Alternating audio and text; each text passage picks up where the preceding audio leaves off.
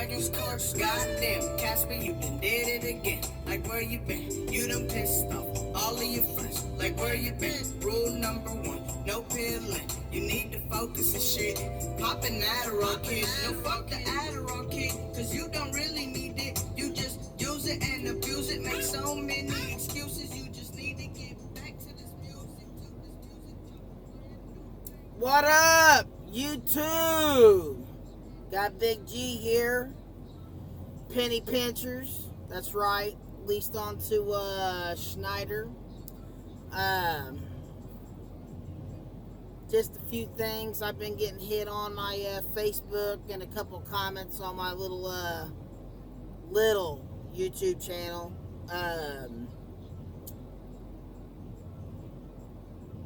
First question was, there's a lot of people that started watching me that is not really part of any type of trucking. Wants to know, what's the best way to get your CDL? Well, I think the dumb way is just to go to a CDL school like I did and get that $5,000 to $7,000 loan. I don't even know what they cost now, because I did mine almost 16 years ago. You can do that, and they'll train you and get your CDL, and they'll have you fill out a whole lot of apps while you're there, and have recruiters come in and tell you about their trucking company. And you can sign. What'll happen is they'll have you sign on with one of them trucking companies, and you'll hire on to them and get locked into a 1 year or 2 year contract, and the trucking company will pay your loan as long as you stick it out with them until your debt is paid for. Or the easier way to do it nowadays is there's a lot of trucking companies that'll you can just call just about anybody and call up a recruiter, anybody, Warner Enterprise, I mean, just anybody. Big companies, they usually do their in-house training, and then there's still like some type of a package deal where you got to like put in a year for that little money you'll make that first year and get your real experience with the truck, and you'll be with a trainer, I think 6-7 weeks or something like that. I don't know. But that's the next best thing, just call any random recruiter. I do know a lot of the guys that was in my training class to be an independent contractor. Some of them were company drivers that had only been driving 6 months and already was going into a class to be an IC. I don't know if that's long enough. It may be. Just because I waited forever doesn't mean everyone has to. But different strokes for different folks. I had a bunch of little ones, and I'd like to stay around the house and run the company stuff. But anyway, so that's a good way to get your CDL. Like I said, you can call any major company. Go to a truck stop. There's 100 magazines out by the pilots, Flying J's, TAs, Petros, you name it. And there's a bunch of jobs in there, and they all will tell you a little bit about the program. Or you can call just you can Google it. Call somebody and they'll hook you up. So that's that. I don't know how many of you guys out here that are buying your own trucks that might have Cascadias. Mine's a 2013. But if you notice that the parking light bulbs and the turn signal bulb, the parking light and the turn signal bulbs are the running lights. Once you release your air brakes, those lights come on, they stay on. Well, my lenses up in the corners look a little foggy just above where the bulbs are. Well, those bulbs get hot, and I actually finally had a problem with my truck, and the passenger side bulb,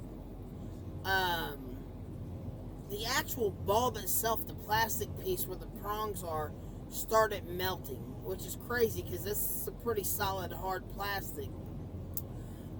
So the bulbs are known for getting hot. So I started Googling and looking at some of these trucks is actually burned up on the side of the road because of these issues. And like when I went to go get the connector part where the bulb goes in, it plugs and the wire plugs into the back, 11.50, $12 at Stoops in Indianapolis. That's where I live. So that's the one we went to. Real easy to put in, but I went to Amazon and ordered amber LED bulbs and ended up putting LED in everything. But also you got the plastic round covers, I guess, to keep like water and stuff getting in there. And the mechanic was like, just take them off. He said, because they're actually in there and folded. He goes, unless you hit like a river or like a heavy bit of water, it's not actually going to get in there. But they do. He said they're just not vented enough in there for them little regular Sylvania bulbs or Phillips, whatever type of bulb, which is a 3157 bulb, is what they are on mine's a 2013 Cascadia. So look out for that. Keep an eye on it. If you got a 14 or something, if it looks like your lens is getting a little faded up there or a little cloudy, that's because it's the heat from the bulb starting to do that. So I recommend you can go to Amazon. I got some pretty nice amber bulbs for $12.88, and they do pretty good. So, but I think also from that heat, it might have did something else to my wiring, because when I would hit my right turn signal, it would flicker real fast, just like if you got a bulb out in your car. But everything was working. It was just blinking real quick, but the trailer wasn't doing anything. So at first I thought I had a pigtail issue, or maybe the nose box was jacked up on the trailer, but then I hooked it to another trailer, same thing. So I pulled that out, started messing around with the wires. So I got all that part done, but now I think there's a real mild short in the wire, because every once in a while it'll do that, which is no good if you're using that turn signal to go off to a scale and all of a sudden the trailer's not working. So I got to figure out something with that, like really fast, like in the morning. It is 2:08 in the morning. I'm in I want to say Chestville Fort or something like that, at a Flying J. There's a Flying J and a Pilot off this exit, and a few miles back there's a TA. I'm right here off the 7781 split area, getting ready to take a 10-hour. I've been running since about 3 o'clock today. Most of my driving today has been in rain on the AA highway, so it kind of sucked. Pretty tired. I could have drove at least another hour, maybe an hour and a half, but I ain't got it in me with all that rain, so I'm getting ready to shut it down. I just wanted to put out a quick video. Thanks for everybody checking out these videos. If you have any questions, I ain't been an owner-operator very long, but I've learned a lot of stuff very shortly. There's a lot of guys out there putting out videos that I watch. Tim the Trucker Tim, he's good. There's a lot of guys. You can go to YouTube and just about punch in any type of truck driver, and there's a bunch of them that give great information. So that's something that helped me start off this whole thing. But I've definitely learned a lot already in the 6-7 weeks I've been doing this. I like the gig that I got. I like the load board. I've only hit, tomorrow will be my 6th dock in 7 weeks that I've hit. Everything is drop and hook. I don't deadhead. The most I've ever had to deadhead is 150 miles. Most of my deadhead is 25-30 miles. Once in a while I did 70, but the load board's easy, but it's hard because you'll see a load that pays good, it's going somewhere, and then you got to find something at that location to get back, and that could be where you get burned.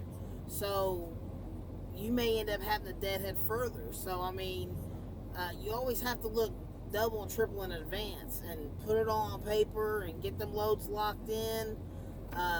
Don't try to wait till the last minute, you could burn yourself. So that's one good thing with the Schneider. I like their load board. I know a lot of people have been doing it a little longer than me, and they've had more problems. I guess I haven't been here to catch too many of the problems yet. So, but I get a lot of help. My wife basically is always on the load board, knowing where I'm heading, so that, you know, when I'm out here turning tires for 11 hours a day, that's a huge help. So if you got a wife at home or one that sits at a desk, it can gradually look at their phone or a laptop, and you know, and I guess that would go the same way with Landstar or anybody else that has a load board. So but yeah, so it is what it is. I'm not going to make this real long because I really need to get some Z's, because this is my first day of the week. I'm getting ready to get serious out here this week. I'm trying to think here. I was going to...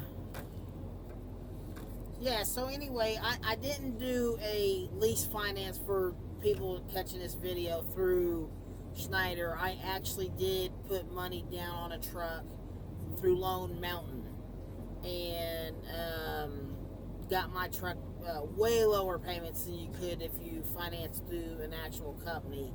I know some of these guys are paying $688 a week, up to almost $988 a week, depending on if you get brand new, high dollar, you know. So it all depends on how much money you put down with them, what kind of unit you pick out. I don't know a whole lot about their programs. I just know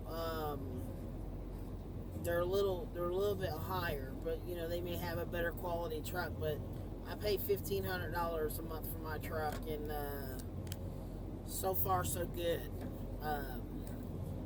You know, I can run 2 days and pay my truck payment for the whole month. So or a day and a half is the way I, you know, and pay my truck payment for the whole month, which makes it nice. You get that knocked out the way. So anyway, it's Big G out of Naptown, sitting over here in BFE, Virginia, somewhere. I just went through the second tunnel here on 77. I think there is only 2 tunnels, but I'm heading down here to Dunn, North Carolina, to hit a dock for an appointment. Be probably like the 6th or 7th appointment. I think it's my 6th appointment where it's actually I gotta hit a dock for an hour, and then I'm going 22 miles to grab a load going back to Shelby, Ohio. So we'll see how this week goes. Hopefully it does okay. This is not my most favorite direction to run. I'm not real crazy about doing anything east, but this load was only 13,000 pounds, so it's not too bad on the hills. I kind of like going west, like towards Kansas City, Missouri, Oklahoma. A little bit more flatter. I don't know, I just like that direction a little bit better. I don't feel like my truck has to work as hard, and the money's about the same both ways, versus going out here, the money's never the same coming back. It seems like it's always less. But it is what it is. So anyway, I think that's all I got the jab about. Just wanted to tell you about the Cascadia thing on the lights. If anybody owns one out there, check it out. Keep an eye on those lights. If you can go to LEDs, the LEDs, I got $12.88. I paid $12.88 on Amazon Prime. You got them the next day, and they're amber, and popped them in. And I got 2 bulbs for $12.88. I should have bought a second set for a backup, and I will. I just didn't right off the bat. I wanted to see what they look like, because there's so many different styles. So anyway, you have to watch. Some of them will say for off-road only. I don't know if that matters. As long as your turn single bulbs, it's not like, I don't know why it would matter, but they're amber and they're no different than the regular orange bulb that's getting so hot. It's causing your lenses to fade up at the top corner where that light is. It's because they're your running light, so I thought the LEDs would burn a little cooler. But everyone have a good night, good morning. Drivers, be careful out there. Big G, I'm signing out. Have a good one. Too much. I'm on the ship. I've been seeking too much. I'm living life, but I've been seeing too much. All of you down, say I'm breathing too much. I've been taking enough. No one